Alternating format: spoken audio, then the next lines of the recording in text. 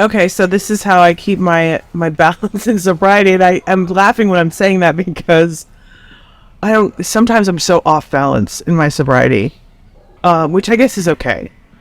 But a lot of things with me and my sobriety is, um, I need to have physical sobriety, mental sobriety, spiritual sobriety. I need to have all of those things, and a big thing with me is physical sobriety in terms of keeping myself healthy. I like to I love to exercise, and I love to do that because I feel like that's a really good way. When I was a kid and I would get pissed off, or I used to throw tantrums when I was a little girl, like these little temper tantrums, and my mom would always say, "Holly, go take a walk." Like, go take a walk, see if you can like sweat a little bit. And I don't know if that's just something that always stuck with me, because I notice now when I'm feeling a little antsy or feeling uncomfortable, um, a walk sometimes helps, and sometimes I have to go to the gym and I literally have to do 6 miles and I have to be sweating balls because I have to just get out my frustration or get out whatever it is. I need to physically release my whatever feelings I'm having, because I feel big. I'm a very emotional person. I'm a very sensitive I'm very sensitive, but a very sensitive person, and I need to keep that stuff in check because a big thing with we talk about it in sobriety and this journey is we're all maniacs, and I used to think that was never applied to me because I never thought of myself as being arrogant, and I never not thought of myself as being but the fact of it is I think that everything is about me. I think that everybody's thoughts are about me. All the problems are caused by me. All of this, sometimes all the solutions are caused by me.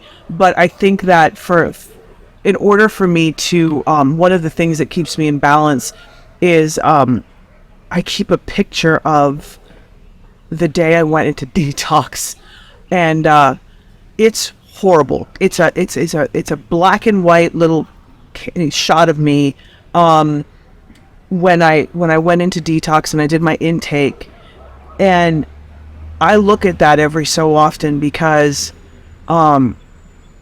when my ego gets a little out of control, or when I'm feeling a little bit, I need to remember in a lot of situations, because we do get a lot of beautiful things in sobriety.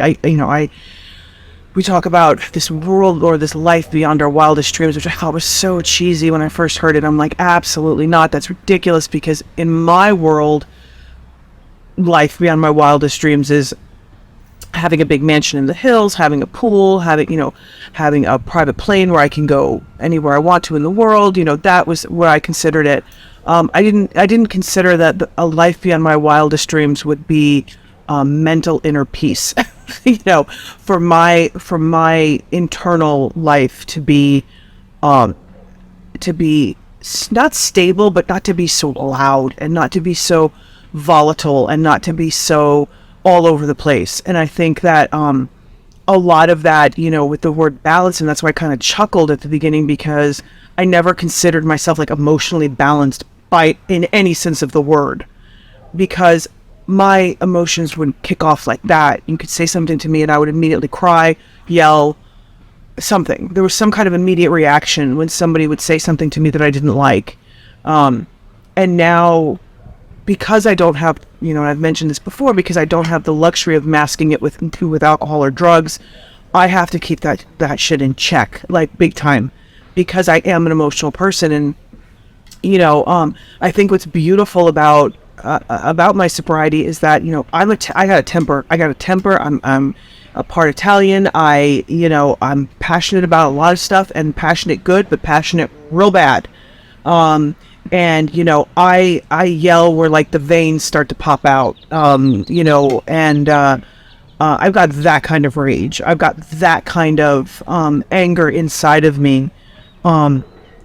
And I'll never forget, there was one time I was screaming at and this is before I got sober. This is when I was heavy in my addiction, and I'm talking on the phone with a former boyfriend of mine, and I'm screaming to the point where my mother busts in and she goes, Holly, I think you're gonna have a heart attack, because I was, the look on my face, the redness and whatever, it's like, that's the kind of stuff that I'm dealing with. That's what's inside of me that I have to manage, and I have to deal with, because and just because I'm sober, and just because I'm doing the work, and just because I'm doing everything that I'm supposed to be doing in this, and I'm being of service, and all these wonderful things that I'm able to do every day, doesn't mean that I'm not batshit crazy. Doesn't mean that I don't want to fly off the handle and tell you to go fuck off, but at least now I have a governor inside of me. There's something that gives me that pause that says, wait a minute, Holly, maybe you shouldn't call that person a motherfucker. Maybe you shouldn't look at them sideways. Maybe you shouldn't, react in that way. And I think that, because it's all about protection for me. It's about protecting myself. It's about keeping myself safe when I react in that way, that emotional, because I don't want to get hurt. I'm so scared of being hurt. And this whole thing about, giving it over to whatever you believe in, whatever power you think is stronger than you, whatever that is. There's this trust that I feel like has to be there. And, for me, that does give me some balance in my life, because I always thought that I was in control of everything. I thought that I had to solve every single one of my problems. And then when it came to the notion, when I walked into the rooms, and it's like, well, maybe you should put your trust in something else. I didn't honestly think that was possible. And I actually, I scoffed at it, because I'm like, that's absolute horseshit, that you're going to tell me that I have to give myself over, I have to give my problems over, I have to give all my worries and my, my fears and whatever it is. But what I find is that when I do stop fighting it, and when I do calmly say, okay, you know what, I can't do this on my own, I can't, then there is some kind of peace, and then there is some kind of balance. So it does cool that pot a little bit. It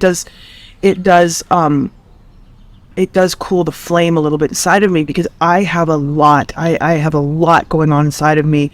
And I'm learning, I'm fairly new, only few years into this, and it's it's working through a lot of shit, and it's working through a lot of emotions, it's working through a lot of ups and downs and roller coasters, and just how to do life, how to wake up every morning and say, okay, well, how am I going to tackle today, without sticking my head in a vat of cocaine? Like, how am I going to do this today without, what if somebody pisses me off? What if somebody makes me sad? What if somebody, and it's these tools that we're given, and these tools that I'm given, that if I choose to use them, it does give me that balance. It does give me that peace. It's just, I'm the roadblock. I'm the one that's saying, maybe I'll just do my will. Maybe let me just call this guy a fucker just real quick, and then I'll go ahead and do what I'm supposed to do later.